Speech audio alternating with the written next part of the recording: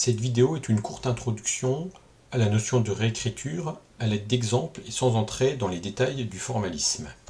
La réécriture est un modèle d'automatisation du calcul qui est particulièrement adapté aux structures arborescentes et donc à tout ce qui est logique. C'est plus généralement une approche de l'informatique fondamentale avec la logique, le lambda calcul, etc., qui est duale de l'informatique fondamentale en termes de machine à état fini, type machine de Turing ou automate. Le premier exemple qu'on va utiliser pour illustrer la notion de réécriture, c'est les formules propositionnelles. Donc les formules logiques propositionnelles.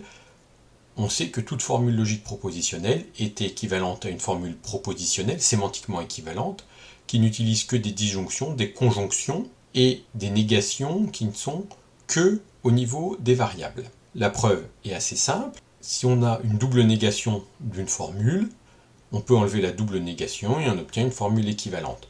Ensuite, les lois dites de Morgan. La négation de la disjonction, c'est la conjonction des négations. Et la négation d'une conjonction, c'est la négation des disjonctions. Ensuite, phi1 implique phi2 est sémantiquement équivalent à non phi1 ou phi2. Et phi1, si et seulement si phi2, ou phi1 équivalent phi2, un équivalent syntaxique, est sémantiquement équivalent à phi1 implique phi2 et phi2 implique phi1. La négation du vrai est équivalent au faux et la négation du faux est équivalent au vrai. En utilisant ces règles de sémantique, on peut transformer une formule phi qui a des négations, des impliques, des équivalents, en une formule qui est sémantiquement équivalente et qui vérifie cette propriété. Petit exemple, on part de la formule A et non B qui implique non C équivalent à A. On va commencer par supprimer cet équivalent syntaxique avec cette formule-là. On obtient donc A et non B implique non C implique A et A implique non C. Ensuite, on va éliminer tous les impliques avec la règle en rouge ici. On obtient donc cette formule non A et non B ou non C ou A et non A ou non C. On peut ensuite utiliser la loi de Morgan et on obtient ainsi ici non A ou non B ou non C ou A et non A ou non C.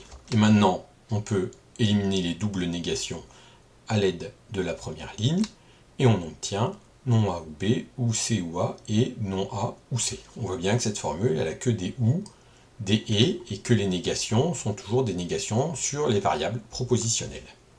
On va illustrer ça de façon plus graphique sur les arbres qui permet mieux de comprendre la réécriture. C'est cette notion qui est importante, c'est que, alors là on n'a pas fait une preuve sur l'exemple d'avant, mais tout s'appuie sur des transformations qui sont syntaxiques sur les formules. Il n'y a pas de raisonnement de preuve autre que d'utiliser des règles de transformation syntaxique. Et c'est ça la réécriture.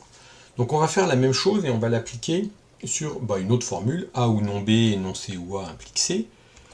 Et on va écrire, plutôt que d'écrire les équivalences sémantiques, on va écrire ça sous forme de transformation d'arbre. On a bien vu que les règles d'équivalence sémantique, on ne les utilisait que dans un sens, qui faisait descendre les négations dans la formule. Donc la première règle qu'on peut dire, c'est que quand on a un arbre comme ça, et qu'à un endroit, on a un nœud qui a un implique avec un fils gauche et un fils droit, on peut le réécrire, on peut transformer l'arbre pour obtenir une disjonction et une négation, et ce x-là reste là, et ce y-là reste là. Donc cette règle, on peut l'appliquer ici à la racine, sur cet arbre, et on obtient cet arbre-là. Ensuite, la loi de Morgan sur les conjonctions peut s'écrire en termes de transformation d'arbre. De cette façon, la négation d'une conjonction, c'est la disjonction des négations, et donc c'est ce motif dans l'arbre qui est transformé en ce motif-là. On peut l'appliquer n'importe où. Et là, on peut l'appliquer ici. On a bien une négation, une conjonction. X, c'est ce sous-arbre gauche, et Y, c'est ce sous-arbre droit. Et si on applique cette règle de transformation, on obtient l'arbre ici. On peut aussi utiliser la règle de réécriture, on appelle ça des règles de réécriture. Pour la seconde loi de Morgan, la négation de la disjonction, c'est la conjonction des négations. On peut l'appliquer tout d'abord ici, on a bien une négation et une disjonction, donc avec x qui vaut a et y qui vaut non b, et on obtient cet arbre-là. Et on peut l'appliquer ici, avec x qui vaut non c et y qui vaut a, et on obtient cet arbre-là. Enfin, on peut utiliser La règle, dans l'arbre, quand on a deux noms à la suite, eh bien on peut les supprimer. On peut l'appliquer ici, sur le B et sur le C. Et on obtient ainsi un arbre qui code une formule qui est sémantiquement équivalente à celle-ci et qui a bien ses négations sur les variables propositionnelles et qui n'utilise que des et des ou. Donc ce qu'on a fait ici sur l'arbre, c'est exactement la même chose qu'on a fait avant, et cette approche sur les arbres de transformation d'arbres, c'est ce qu'on appelle de la réécriture. La réécriture est une notion assez intuitive de transformation d'arbres. En revanche, elle utilise beaucoup de notations, et quand on veut écrire les choses formellement correctement, c'est techniquement compliqué. Mais la technicité, est moins sur la base, sur le début, la difficulté est essentiellement technique. Autre petit exemple pour illustrer des applications de la réécriture, pour le codage des piles. On va prendre un codage très simple, donc on prend des piles d'objets qui sont soit des A, soit des B. On ne prend pas autre chose, on pourrait faire des modèles plus compliqués, mais on prend que des A et des B. Et on va coder une pile comme ça, où j'ai par exemple A en bas, B, B, A, par un arbre, un terme, qui est écrit comme ça. Il y a des nœuds piles, à gauche on met l'élément de la pile, et à droite, ce qui est en dessous. Et on a un élément, là, bottom, qui est la pile vide. Et c'est ainsi qu'on a un arbre qui peut coder le contenu d'une pile. Une pile au sens informatique, c'est-à-dire qu'est-ce qu'on peut faire dans une pile? On peut supprimer l'objet qui est au-dessus par un pop, ou rajouter un objet au-dessus. Donc là, il n'y a pas de réécriture pour l'instant, c'est juste le codage par un arbre de cette notion, de cette structure de données de pile. Les règles de réécriture vont permettre de modéliser les opérations possibles.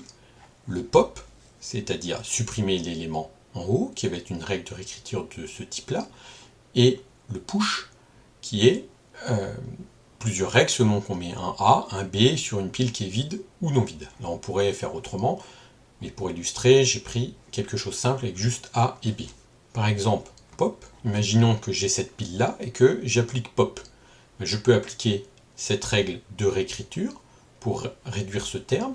Donc je peux l'appliquer, j'ai bien pop, de quoi? De pile, de x et de y. Ici, x vaut A, y vaut tout le sous-terme là, pile de B, pile de B, pile de A, bottom. Donc y c'est ici. Et bien, si je l'applique, je ne garde que y, ce qui est en bas.